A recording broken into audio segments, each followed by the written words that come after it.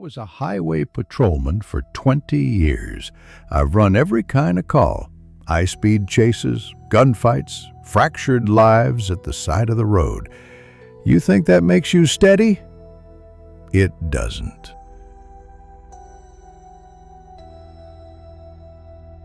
Some nights hollow you out, until you hear your own pulse like a siren. The summer of 2018 hollowed me.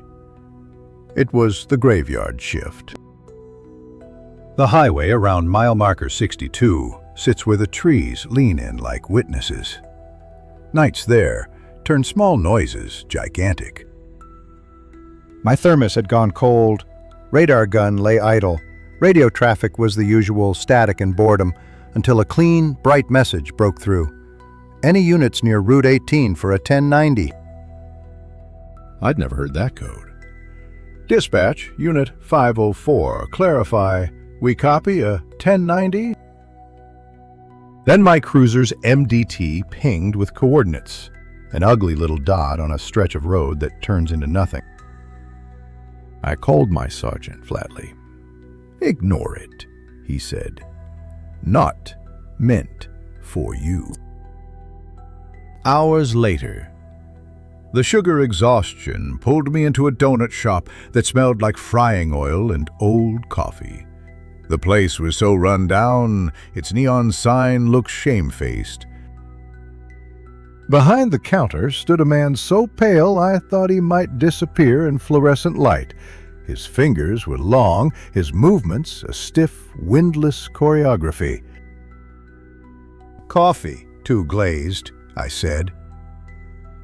Long night? He rasped.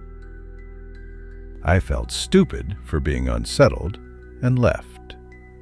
Quick boots hitting wet pavement, halfway to the cruiser, the radio whispered. No, it was more like a breath into my ear. Help me.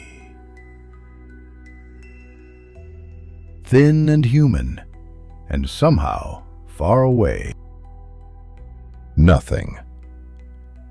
The word replayed in my skull, sticky. I thumbed the GPS and, against better judgment and rank, punched the coordinates into the navigator. Curiosity is a muscle you stop feeling until it decides to rip you open. My headlights looked like torchlight in a cathedral of dark. Sound shrank to the soft crush of gravel.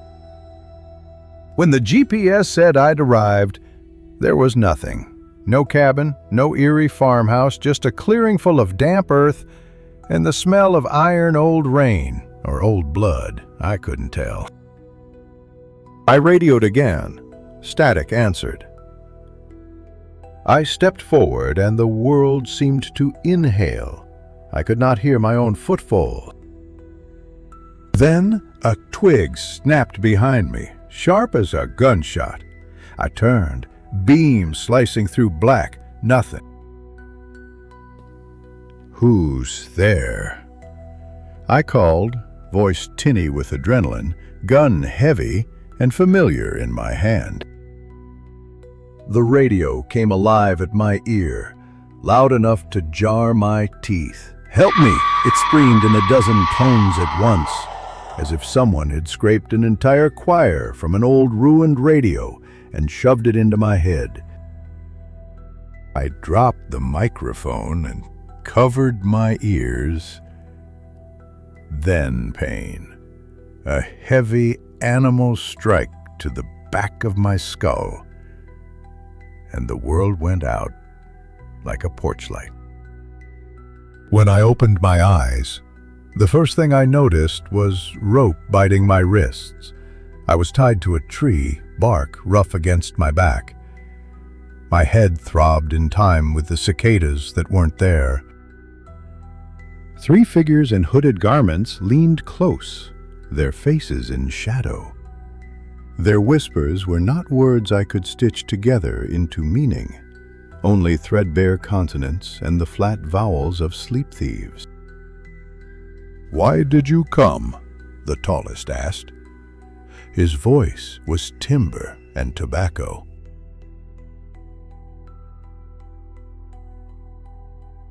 They spoke among themselves, low as a river under ice. The tallest cocked his head. "Let him go," he said. Two of them stepped forward and sliced the ropes with a small blade. My knees forgot how to be reliable. They steadied me with hands that were colder than the air. "Take your gun," the tallest said.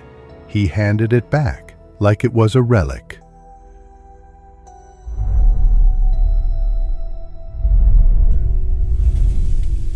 "Leave. Come back, and we will not be so kind." I left in a blur of mud and blood, and a sense inside my chest like a hollow bell. As I passed the trees, dozens of shapes peeled out of shadow and lined the path faces, washed smooth and pale, as if someone had sanded away their features. They opened their mouths together, a slow, insectile chant. "Don't come back. Don't come back." I kept checking the rear view, but by the time my taillights reached asphalt, the shadows had folded like paper and nothing stared back. Paid leave smelled like pity. I am a professional at shaping facts into reports. I turned mine into a neat, believable narrative and kept the rest like a bruise under my arm. I kept the radio. It sits on my kitchen counter, a relic of a life that still smells like leather and rain. Sometimes late, always late, it crawls to life. Static, first like a faraway ocean, then the voice, soft, impossible to locate. "Help me, it breathes." Sometimes it says my name, the syllables slow and intimate, as if spoken from directly behind me. Sometimes it clicks off, like someone closing a door. People say I should burn the thing or smash it and be done. People do not know how true things become ghosts if you abandon them. So tonight, the radio went quiet, and I could hear the house because silence remembers. I packed a flashlight, a spare mag, a thermos, and in the pocket of my jacket a paper napkin folded and stained with sugar from that dive's donuts. I don't know what waits in those trees. Maybe it's a ritual, a band of men performing something older than fear.